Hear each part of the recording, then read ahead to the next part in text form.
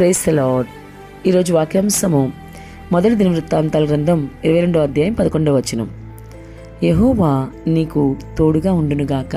ఆమేన్, హల్లెలూయా. ప్రభు ఈ వాక్య భాగం నుండి ఈరోజు ఏం మాట్లాడుతున్నారో చూద్దాం. యెహోవా నీకు తోడుగా ఉండునుగాక అని మనతో ఎవరైనా చెప్తే ఎంతో సంతోషం కదా. ఎందుకంటే ప్రభు మనతో ఉంటే మనకంతా సంతోషమే కదా. ఆయన మనతో ఉంటే మన జీవితంలో అన్ని దీవెనలు ఆశీర్వాదాలే. మరి సహోదరి సహోదరుడా, ప్రభు నీకు తోడుగా ఉండాలని మరి ఈరోజు నీవు కోరుకుంటున్నావా? ప్రభు ఎల్లవెళ్ళ నీకు తోడుగానే ఉన్నాడు అని కూడా నువ్వు తెలుసుకోవాలి. అంతేకాదు ఆయన నీతోనే ఉండాలన్న ఆశ కూడా నువ్వు కలిగి ఉండాలి. మరి కలిగి ఉన్నావా లేదా? ప్రభు నీకు ఎప్పుడు తోడుగా ఉంటే నీకు చాలా చాలా విషయాల్లో అభివృద్ధి, ఆశీర్వాదం అన్నిటికీ మించి నీ జీవితంలో మరి ఆయనతో ఉండే మరి జీవితకాలం తోడు, ఆ తర్వాత యుగయుగాలు ఆయనతో సంతోషంగా ఉంటే గొప్ప భాగ్యం ఉంటుంది. కాబట్టి ప్రభు నీకు తోడుగా ఉండాలని నువ్వు ఈరోజు కోరుకోవాలి. అయితే మిత్రమా, ప్రభు నీకు తోడుగా ఉండాలంటే నువ్వు ఏమేం చేయాలో తెలుసా? ఖచ్చితంగా నువ్వు ఆయనకి ఇష్టడిగా ఉండాలి. వాక్య వ్యతిరేకంగా ఏ పని నువ్వు చేయకూడదు. మరి ఆయన కోసం నువ్వు ఏదైనా సరే చేయగలగాలి.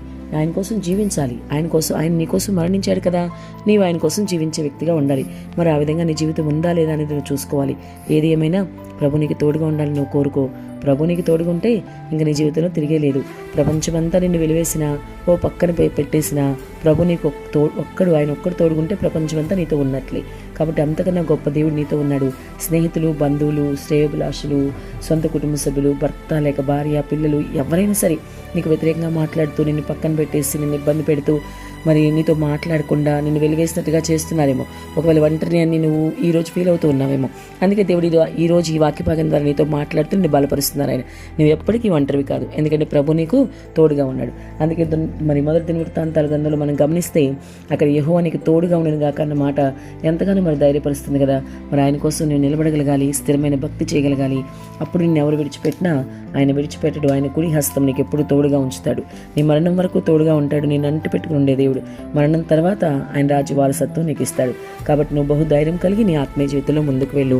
ప్రభు ఎప్పుడూ నీకు తోడుగా ఉండును గాక. ఆమేన్.